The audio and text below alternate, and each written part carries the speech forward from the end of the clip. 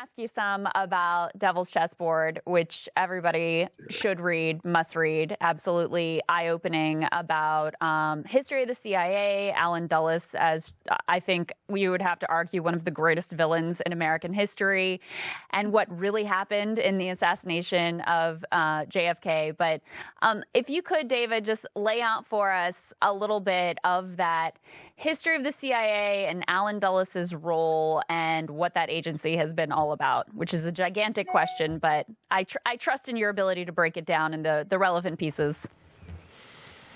Yeah, well, in some ways, it's the flip side of our current book. I've been obsessed with understanding American power for most of my life as a journalist. And this book, in some ways, I put everything I had learned and all the research I'd accrued over the years into this book. It was a book trying to understand what went wrong with our country. Not just about Allen Dulles, as head of the CIA during the Cold War, and really the most formative figure in American intelligence, but really the people that he represented, which on Wall Street, where he came from as a lawyer, and in the military-industrial complex, where he had so many close associates. Why America became so committed to a path of violence, overthrowing foreign governments, killing foreign leaders, and so on, to impose its imperial will, as you were saying, on the rest of the world. And so the Devil's Chessboard attempts to understand that and tell that story in as compelling a way as I could, because I have a saying: when it comes to these competing views of history, the best story will win. And so I think my book does offer one very compelling narrative about what went wrong with America and how we went to the dark side. Now, there were, like Game of Thrones, other dynasties who were opposed to the Dulles dynasty. And of course, it wasn't just Allen. His brother, John Foster Dulles, was head of the State Department under Eisenhower. In many ways, the Eisenhower presidency outsourced everything to the Dulles brothers, when overseas at least. But there were these dynasties that were opposed, just like the Game of Thrones, the FDR, the Roosevelt dynasty. And that one was really winning at the time until, of course, tragically, FDR died in the final days of World War II. The Kennedy dynasty, Dulles dynasty was aligned with the Rockefeller brothers financially and politically, which gave them a lot of clout too.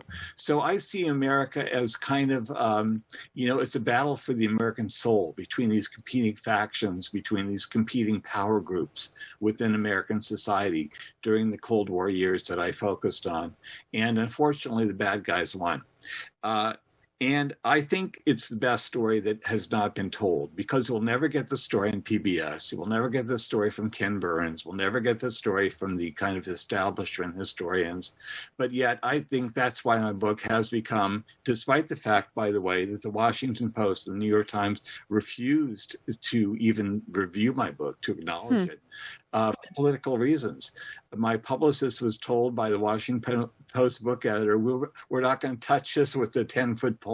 And the reason why, I think, partly is because the corporate media was part of the U.S. intelligence and U.S. national security operation.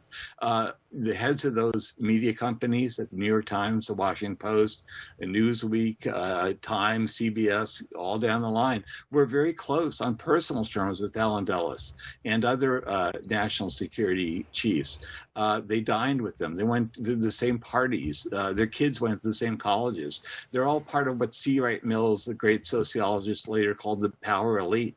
So there's a reason why, that even today on MSNBC, you see one talking head after the next. People from the FBI, from various national security agencies. It's a parade of people who all have the same perspective on U.S. power and the rest of the world. And where are the dissenting voices? These are the liberal channels, supposedly. Where is Noam Chomsky and others like him? So my book did not get reviewed, and yet it was a bestseller. It was a New York Times bestseller, despite the fact that it was, I think, dropped down a black hole by the media. And I'm very proud of that. So let's not sugarcoat it. Did Dulles kill JFK? Yes. Yes, in a word. It took me 600 pages to make the case in Devil's Chessboard, but that's what I essentially said. Now, it wasn't Allen Dulles operating on his own. He didn't operate that way. But I think a decision was made within the power elite, as I say, that Kennedy had to go because Kennedy was breaking the Cold War consensus. He was worried to death, as the brother Ted Kennedy, his speechwriter Ted Sorensen, and others told me. His main fear, the main reason he ran for president, he said, was because he thought there would be, as a student of history, JFK, that there would be an accidental nuclear war. And of course, there almost was during his watch, during the October missile crisis over Cuba in 1962. And if there had been a President Nixon instead of a President Kennedy, we might have had a nuclear war. I remember my dad coming home, and Margaret's maybe too young to remember this. She was very young at the time. I think you were only 1 year old, Margaret. But my dad coming home in 1962 and saying, well, kids, that might be it. We might not survive another day because there was a nuclear war going to happen over Cuba. And so that's how dangerous and fraught I think the Cold War was. And I think Kennedy knew that and was trying to, I think, lead a path away from that kind of brinksmanship that the Dulles brothers stood for. He had back channels to Moscow, to Premier Khrushchev in Russia, and to Fidel Castro in Cuba. The CIA was aware of this, thought that Kennedy was basically a traitor. He delivered a so-called peace speech at American University in the spring of 1963, and Robert McNamara, former defense secretary, told me that every American today should read the speech, the peace speech. And in the speech, Kennedy talks about Russians, who are supposed to be our mortal enemy, as fellow human beings on the planet. We all breathe the same air, he said. We all cherish our children's lives.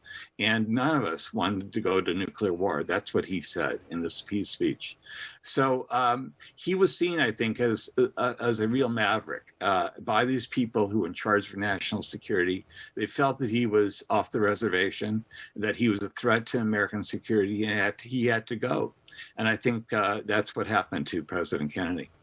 Some of the pushback is, well, Kennedy wasn't actually that radical. He hadn't actually done anything that significant yet. Sure, he said he was going to, whatever his quote was, smash the CIA into a million pieces, but he'd mostly left the existing power structure in place.